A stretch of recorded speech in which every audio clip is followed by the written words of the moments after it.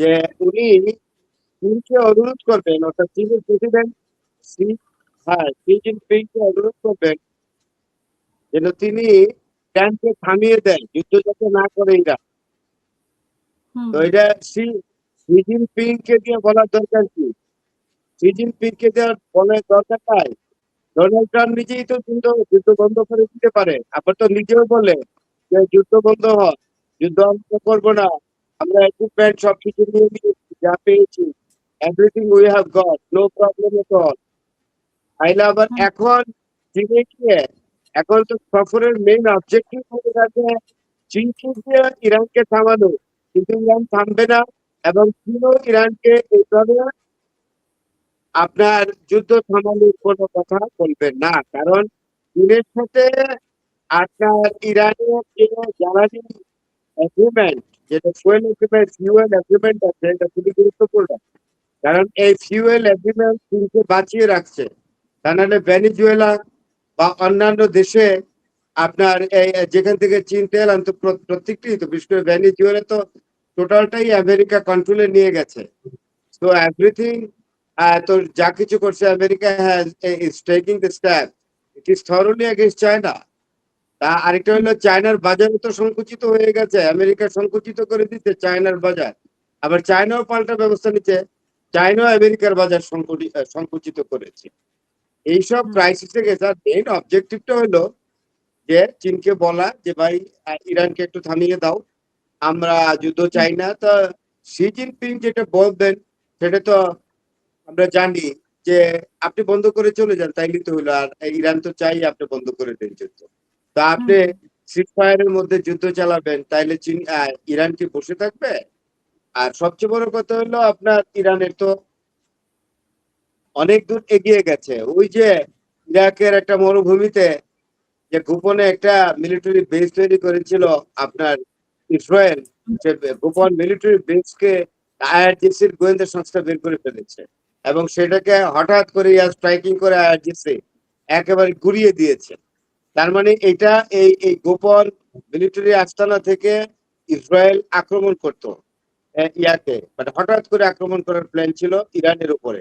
এটা কিন্তু আমেরিকা জানে, জানার পরেও হুম আমেরিকা সবকিছু জানে। সুতরাং এখন একটা যে জিনিস হয়েছে, আজকে কি জানেন যে সরাসরি থ্রেট করেছে ইরান, নিউক্লিয়ার থ্রেট করেছে আমেরিকাকে। হুম আমেরিকাকে বলেছে যে যুদ্ধ যদি এই হরমুজ প্রণালীর মধ্যে যদি এইসব তথাকথিত নৌ অবরোধ, তারপরে কি কয় ফ্রিডম প্রজেক্ট, এইসব যদি বন্ধ না করা হয়, তাহলে যেটা করা হবে যে আমরা আমাদের ইউরেনিয়াম ডেভেলপ করব।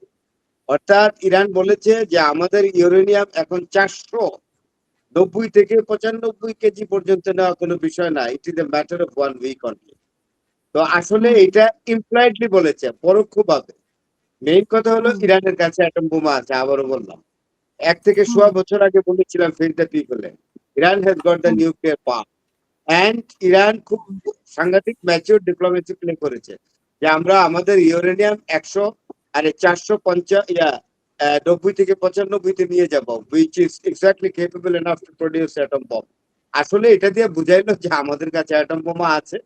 তুমি যদি বেশি হুম বাড়াবাড়ি করো, যদি আমাদেরকে আবার ফের এই ধরনের ডায়ালগ দাও যে আমাদেরকে নিয়ে যাবে তুমি মধ্যযুগে, আমাদেরকে নিয়ে যাবে প্রস্তর যুগে, সভ্যতা এক রাত্রে আমাদের ধ্বংস করে দিবে, এটা চলবে না।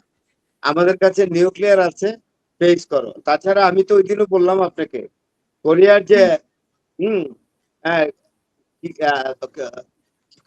কি কিম জং, তো কিম জং কি বলেছে? কিম জং তার পার্লামেন্টে আইন পাশ করিয়ে নিয়েছে যে আমাকে মেরে ফেলবে মনে হয়, আমেরিকা ফন্দি করতেছে আমাকে মেরে ফেলার জন্য। যেই রকম হুম আমেরিকা এবং ইসরায়েল মিলে ইরানের নেতাদের মেরেছে, মিলিটারি অফিসারদের মেরেছে, ইরানের সর্বোচ্চ নেতাকে আলী খামেনিকে মেরেছে। সুতরাং আমাকেও হুম মেরে ফেলতে পারে, বা আমেরিকা আমার জাত শত্রু। তাই পার্লামেন্টে আইন পাস করো যে আমাকে যদি মেরে ফেলে বা আমাকে মারার নেয় অথবা মেরে হুম ফেলে, দুইটার একটা যেটাই হোক না কেন, সরাসরি আমেরিকার ভূমিতে অ্যাটম ছাড়বা এবং আন্তঃমহাদেশীয় ক্ষেপণাস্ত্র আইবিএম, আইবিএম দ্বারা intercontinental ballistic missile, missile কার কাছে আছে? সরি, ইন্টারকন্টিনেন্টাল ব্যালিস্টিক মিসাইল আছে কোরিয়ার হাতে, হুম, নর্থ কোরিয়ার হাতে, এবং সেইটার রেঞ্জ হলো 12,000 থেকে 15,000 কিলোমিটার। তো সুতরাং কিম জং বলে দিয়েছে যে সোজা হুম, একদম আমেরিকার ক্যাপিটাল সিটিতে মারবা আর বিভিন্ন মেগা সিটি কয়েকটাতে মেরে দিবা, শেষ। সুতরাং আমেরিকা আমার মনে হয় স্মরণকালে সবচেয়ে সমস্যায় পড়েছে। আর এই যুদ্ধটা এই যুদ্ধটা হবে ভয়ানক যদি কোনো এক্সক্লুসিভ ওয়ার হয়।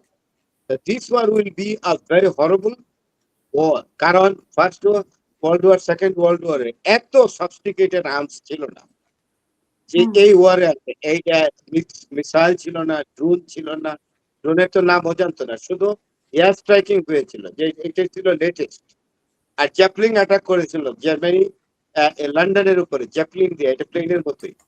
এইটাই ছিল লেটেস্ট ধরনের। আর এখন তো ড্রোন, মিসাইল ও বিভিন্ন ভার্সনের মিসাইল, আপনার ইন্টার কন্টিনেন্টাল ব্যালিস্টিক মিসাইল, তারপরে টমাহক মিসাইল, তারপরে শাহেদ ড্রোন, তারপরে আপনার খাইবার ড্রোন, কত ড্রোন আবিষ্কার হচ্ছে।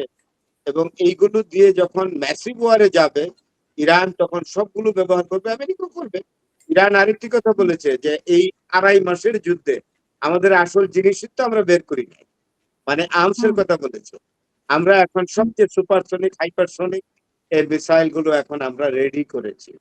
এবং ইরান বলেছে we are prepared like anything exactly to face any sort of catastrophic attack from American side. We don't care for America at all. We must go to the retaliating attack, which will be an exemplary one in the world for the next generation. ধন্যবাদ।